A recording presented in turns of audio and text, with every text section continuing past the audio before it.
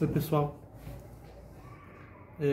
Tem um aspecto do Homero que nesse livro a Jacqueline de Rome lhe aponta, é que os personagens, nas suas ações, eles se apresentam para nós como se fosse um teatro. Eles se apresentam para nós, para nós vermos, ouvirmos, né? Não há algo escondido, não há algo interior. Mesmo os sentimentos, eles são apresentados. Os personagens falam para nós, ou diante de nós, falando para outro, né? E eles falam para o próprio coração deles. Esse é o sentimento.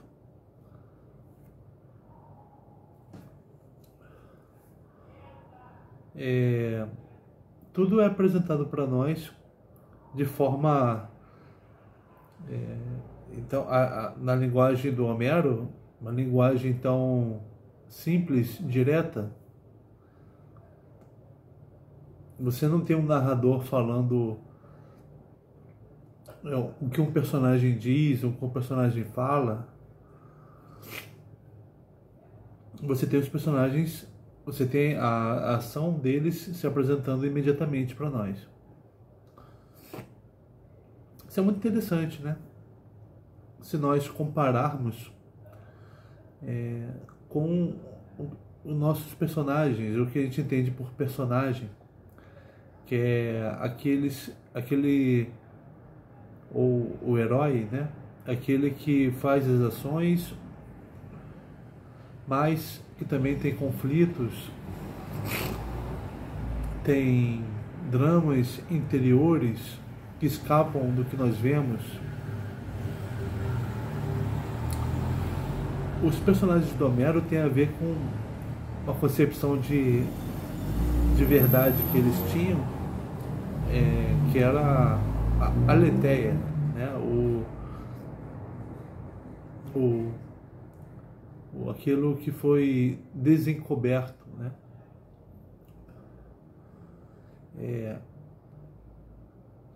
Letes é aquilo que é encoberto, aletes é aquilo que foi desencoberto. E aquilo então que aparece ao ter sido desencoberto, isso é a verdade, né? Então a verdade não é aquilo que está por detrás, não é aquilo que está escondido. A verdade é aquilo que aparece. Você veja que, por exemplo, em Platão, você já começa a ver a verdade sendo apresentada de outra forma, né? Aquilo que nós vemos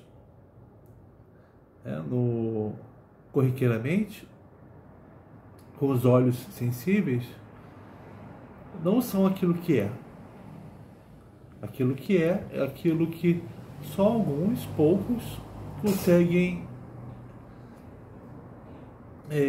alcançar, né? Cujo intelecto consegue alcançar.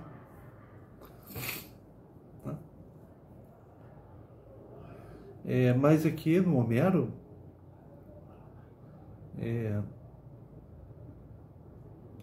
e você tem o início daquilo que vai ser explorado também nas tragédias. A verdade é aquilo que aparece. São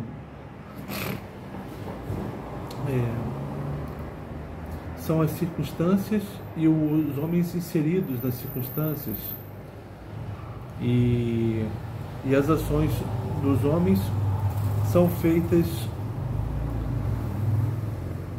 é, são feitas e são modificadas, né, pelo curso dos acontecimentos. A cena do, por exemplo, a cena em que o Heitor volta para ele retorna para dentro dos muros troianos em busca de Andrômaca e do seu filho e os encontra.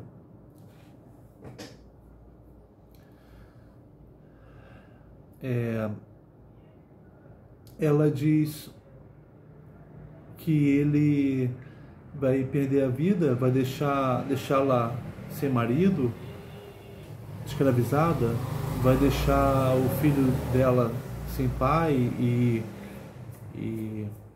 com o risco de ser morto pelos invasores, né? E o Heitor, você vê, ele diz, a minha função é defender a cidade. Eu não posso não defender a cidade. Eu tenho que ser pai, tenho que ser marido, mas eu sou o seu pai, eu sou o pai, o marido e também o defensor da cidade.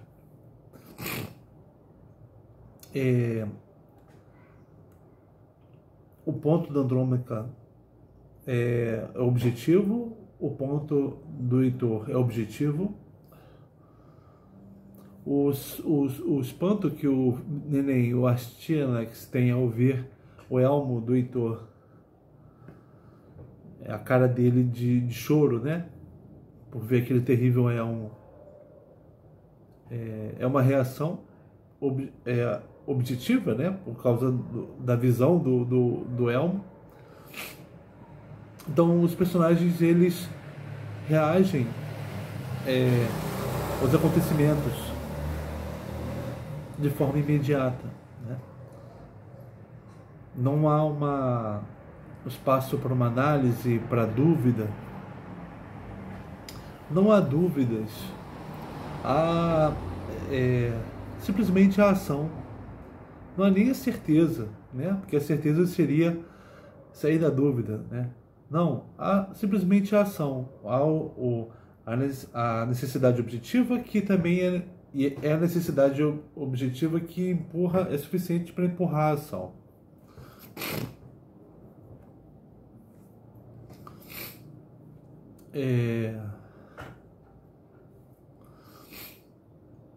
Você vê numa outra cena, quando Patroclo morre e Aquiles se desespera. Então ele, que vinha cultivando a cólera,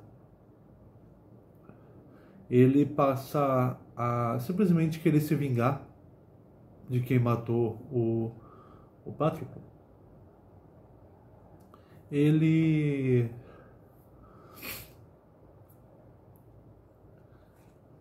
Essa virada não é feita, você entende, quando você lê, você entende, você não cobra dele uma reflexão.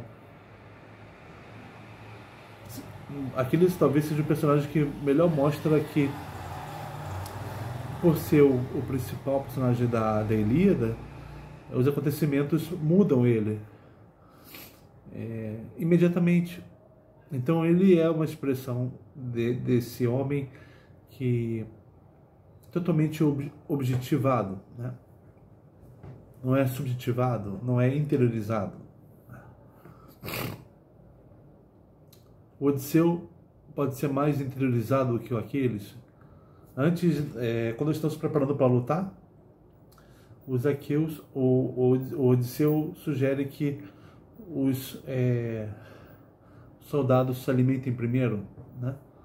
Também é uma questão objetiva, mas o Aquiles já quer começar a lutar logo e comer depois que derrotarem os troianos.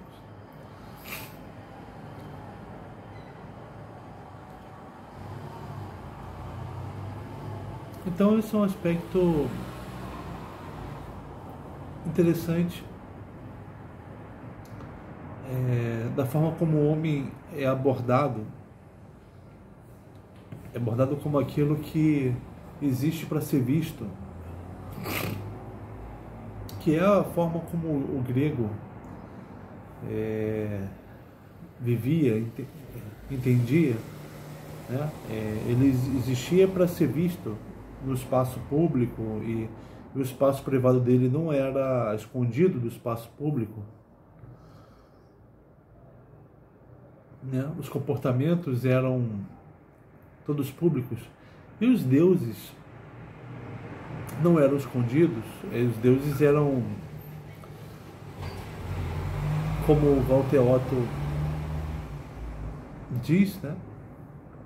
Eles são a própria excelência das coisas. O lindo sol, o fortíssimo vento, o poderoso trovão, o impetuoso mar, o surpreendente ciclo de vida e morte das plantas, animais, dos homens, o amor, a discórdia, essas coisas que acontecem de forma incrível, maravilhosa, eles são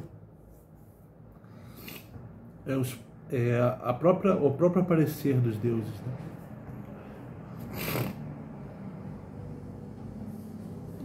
Por isso que o Walter Otto vai entender que não é que os deuses gregos são antropomorfizados, mas os homens que são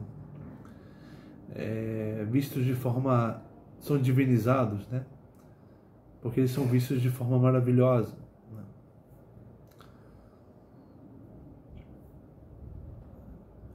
Isso porque as coisas se passam no âmbito do ser visto, né? O que existe, o ser é aquilo que é visto, né?